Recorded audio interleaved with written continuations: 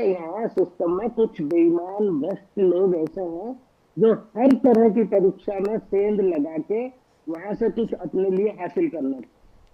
और ये भौतिक शास्त्र का सिद्धांत है कि परीक्षा तो जो मापन होता है, किस करंट का जो मापन होता है, कोई भी चीज का मापन हो तो जो यंत्र होता है वो उस चीज को खर्च नहीं करे जिसको नाप रहा है। बिजली नाप रहा है तो बिजली को खर्च नहीं करना चाहिए उसको आदर्श रूप।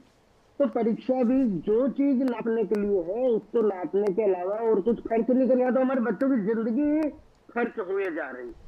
और उस परीक्षा को पास करके क्या हो जाएगा ये भी कोई बहुत बड़ा वो नहीं है। तो हमारे यहाँ परीक्षा का और शिक्षा का पूरा ही तंत्र एक ओवरहालिंग मांगता है, लेकिन उसके लिए कभी भी एक गंभीर चिंतन नहीं होता। हमेशा उसमें इतने ज्यादा विवाद हो जाते हैं।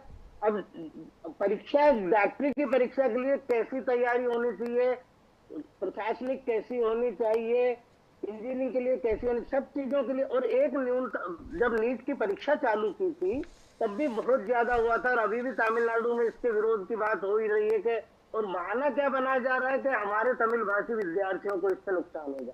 कुछ नहीं है, ये एक एलिजिबिलिटी टेस्ट और उसके साथ एंट्रेंस भी जोड़ के इन्होंने उसको ऐसा कर दिया। एक एलिजिबिलिटी टेस्ट हर चीज के लिए होना चाहिए। जिस भी काम के लिए आपको नौकरी में जाना है, पढ़ाई के लिए जाना है, तो एक एलिजिबिलिटी टेस्ट नेशनल स्टैंडर्ड का होना चाहिए जिससे उसके पास एक सर्टिफिकेट रहे। क्योंकि हमारे विद्यालयों के, कॉलेज के, विश्वविद्यालयों के प्रमाण पत्रों की तो अब कितनी उनकी मान्यता रह गई है वो हम सब समझ ही रहे हैं। हर कोई एग्जाम लेता है और इनमें लीक होने का जो कारण है वो सिस्टम में कोई ना कोई व्यक्ति जब तक सम्मिलित नहीं होगा ये नहीं हो सकता, संभव ही नहीं है।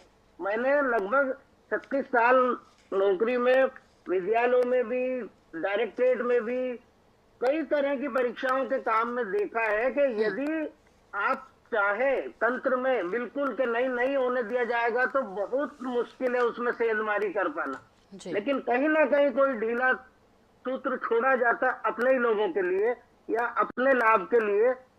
मैं अब यहाँ कह नहीं सकता, मैं खुद कुछ इस चीजों पे मैंने अपने वरिष्ठ अधिकारी से कहा कि मैं इसको दो तरीके से कर सकता हूँ। एक तो आपको मुख्यमंत्री का फोन आएगा तब भी आप कुछ नहीं कर सकते, और एक मैं ऐसा करूंगा कि भाई आप कुछ कर सकते हो। बोले यार फोन वोन तो आते ही रहते हैं। तो ये जो चीजें है ना, ये अगर या तो फिर बंद कर दीजिए आप परीक्षाएं लेना। अगर कोई एक व्यक्ति कहीं से लाभ अनुचित लेके उस सिस्टम में घुस गया और आप मेहनत करके भी फेल हो गए या आपने जान ही खो दी, तो ये आक्रोश उत्पन्न करता है। और सिस्टम के बारे में ये जो राजनीतिक प्रतिक्रिया इतनी छिछली रहती है कि इन्हें सिर्फ अपना हित साधना होता अभी के लिए, तात्कालिक रूप से।